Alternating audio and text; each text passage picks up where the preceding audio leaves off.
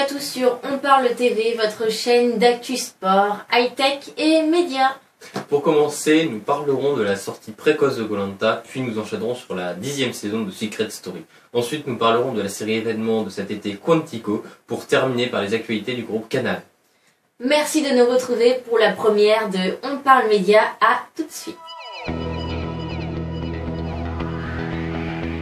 Bonjour Audran. Bonjour Estelle. Vendredi 26, c'était la sortie d'une émission que l'on connaît tous si bien, Koh-Lanta. Mais on ne s'attendait pas à retrouver cette émission aussi rapidement. Seulement 2 mois se sont écoulés entre les 2 saisons.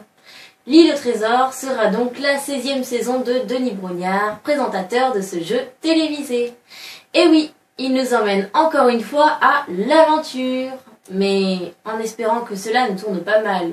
Oui, en tant que spectateur, on se souvient tous de Gérald Gabin, décédé d'une crise cardiaque en 2013 au Cambodge. Mais alors, petit bonus, cette année, le tournage se passera justement au Cambodge. Nous avons été agréablement surpris par le nouveau design de l'émission, qui offre à celle-ci de la modernité.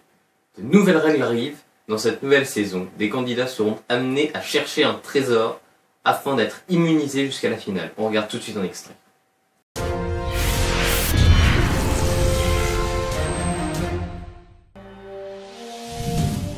Bonsoir à tous, et oui, c'est la grande nouveauté de Koh-Lanta, l'île au trésor. Alors c'est vrai, certains aventuriers vont avoir l'opportunité de découvrir ce lieu magique avec un objectif: trouver cet anneau qui sera caché à l'intérieur d'un coffre enterré. Passons ensuite à Secret Story, l'émission de télé-réalité qui compte plus de 1 million de téléspectateurs, a sorti sa 10e saison le 26 août. Et pour celle-ci, la maison a été changée, redécorée, notamment avec une nouvelle pièce secrète. Les fans auront aussi le privilège de regarder un documentaire retraçant les moments forts des 10 années précédentes. Pour finir, Émilie Fiorelli, ancienne gagnante de la saison 9, sera là pour accompagner les nouveaux candidats et plus particulièrement parler avec. On attend maintenant tous votre avis dans les commentaires. Donc une belle saison qui nous s'annonce. La série qui a fait l'événement cet été est sans aucun doute Quantico. Elle est actuellement produite par ABC Studios, une filiale des studios Disney. Elle a fait une excellente audience sur M6 avec en moyenne 4 millions de téléspectateurs et un peu plus de 18% de part de marché. C'est une des premières séries à faire un si bon taux d'audience depuis la sortie de Bones en 2007. La série réalisée par les créateurs de Grey's Anatomy et Homeland a tout de ses 2 cousins. Le suspense ainsi qu'une trame continue.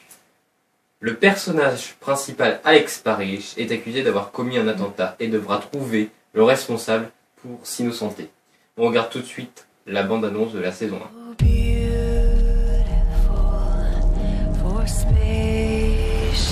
The FBI only recruits the best minds, the best bodies, all protecting our nation's best secrets. But not even the best could prevent this from happening. Priyanka Chopra stars. Quantico premieres Sunday, September 27th on ABC. Pour ma part, cette série est l'une des plus réussies de ABC Studios, même si l'histoire n'est pas toujours très crédible. Et toi, qu'en penses-tu?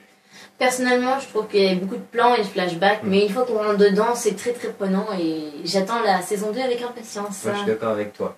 L'actualité se fait encore du côté du groupe M6. On assiste à une montée en gamme de la chaîne. Celle-ci a décidé d'investir dans des séries à fortes audiences et a ainsi grillé la priorité à TF1 en achetant les droits du dernier spin-off d'Esprit criminel, Esprit criminel Unité sans frontières.